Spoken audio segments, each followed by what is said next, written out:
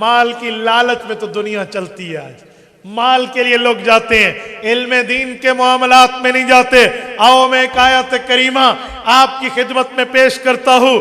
آج مال کے معاملات اٹھانے والوں اور مال جمع کرنے والوں اور اس مال کو اس طرح رکھتے ہیں جیسے نہ اس کی کوئی زکوٰۃ دینی ہے، نہ عشر دینا ہے، نہ صدقات دینے ہیں، نہ اللہ کے لیے جمع کر کے رکھنے والوں، سنو یہ سورت نمبر 101 سورت والضحیٰ پارہ نمبر 30 پارے کا آخری پاؤ سورت نمبر 101 سورت ہمزہ ہے۔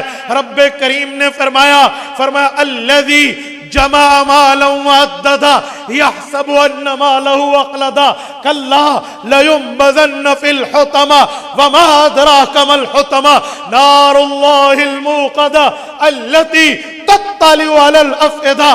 قرآن کہتے ہیں الذی، اے لوگوں سنو، مثال اس شخص کی جمع مالا جس نے مال جمع کیا، پھر کیا کیا؟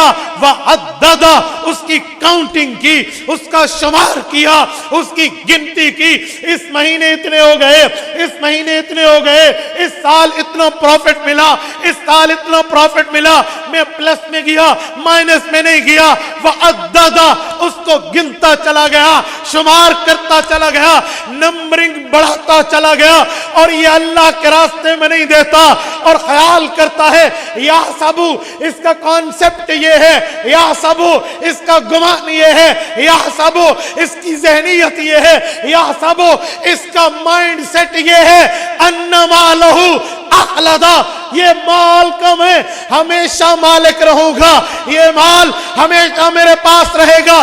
رب نے فرمایا کلا، ہرگز نہیں ہو سکتا یہ مال تیرے پاس ہمیشہ رہے، ہرگز نہیں ہو سکتا اس مال کا مالک تو ہمیشہ رہے، یہ نہیں ہو سکتا کہ یہ مال تو ہمیشہ اپنے پاس رکھ کے بیٹھے، اللہ کے راستے میں نہ دے کر سانپ بن کے مال رکھنے والوں لیبذن فی الحطمہ، فرشتوں کی جماعت آ کر پکڑ کے انہیں حطمہ والی آگ میں ڈالے گی۔ وما ادراک ما الحطمہ، اے پیغمبر انہیں بتا دیں، کیا جانتے ہو حطمہ کیا ہے؟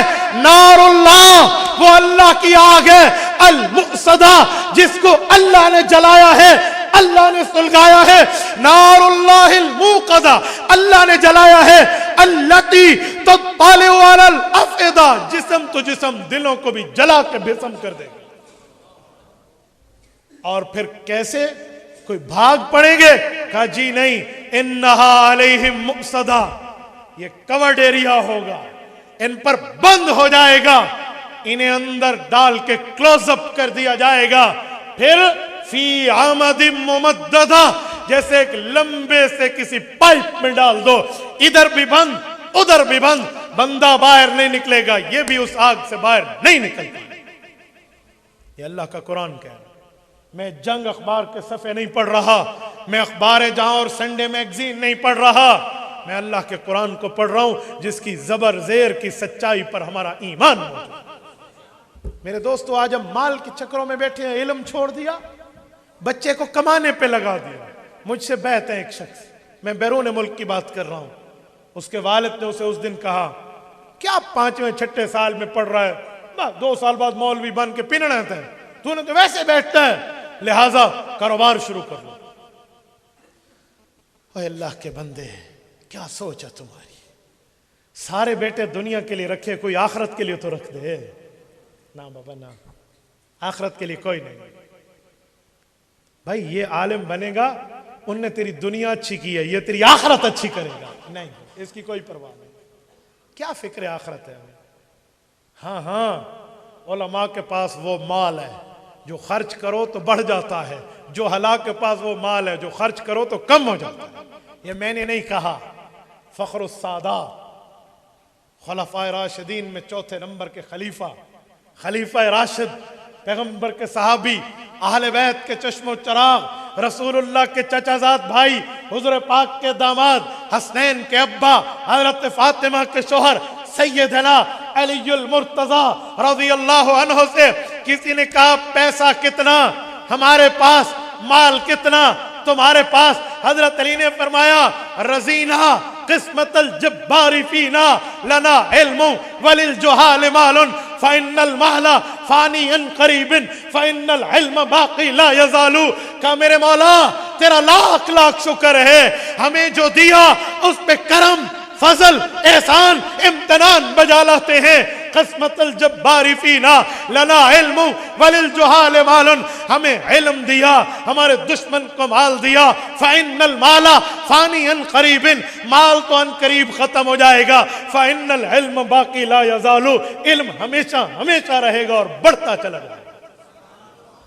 آپ ایک بات مجھے بتائیں، سنو سنو، اگر آپ کے پاس 1,00,000 روپے ہو، 1,00,000 میں 100,000 بنتے ہیں، اور یہاں بندے بیٹھے ہیں، 1,000 دے دو، 1,00,000 روپے ختم ہو جائیں گے یا بڑھ جائیں گے؟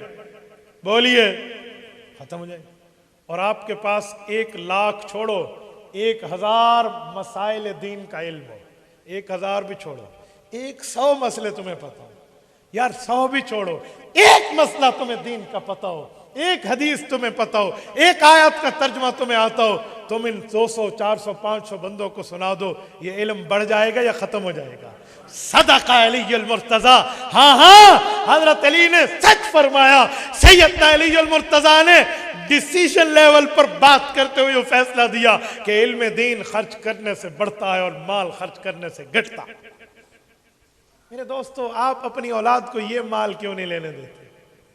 میں وڈی ماں دا پترا، میرے واسطے کرسی لئی ہوئے، میں سارے تلے بیٹھے، آپ سب نیچے بیٹھے ہیں، میں بڑی ماں کا بیٹا ہوں، تم نے میرے لیے کرسی لگائی.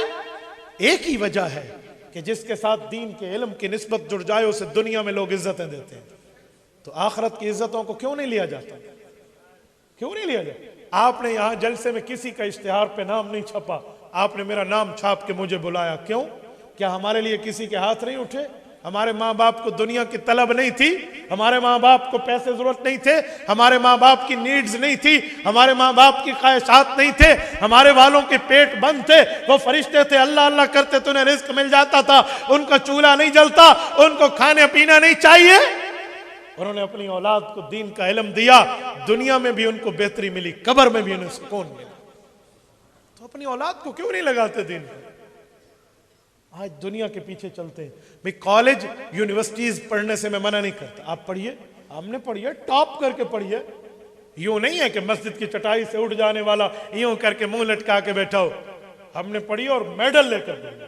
مجھے جب انعام مل رہا تھا تو میں نے کہا اچھا بہتر ہے کہ اس دن دھوتی پہن کے بندہ جائے، تہبند پہن کے جاؤ، انہیں بتاؤ کہ مولوی آیا ہے تمہارے اس یونیورسٹی میں، ٹاپ کر کے جا رہا ہے، اور تم ذرا جرت کرو، چوتھا کلمہ تو سنا دو، پانچواں سنا دو، چھٹا سنا دو.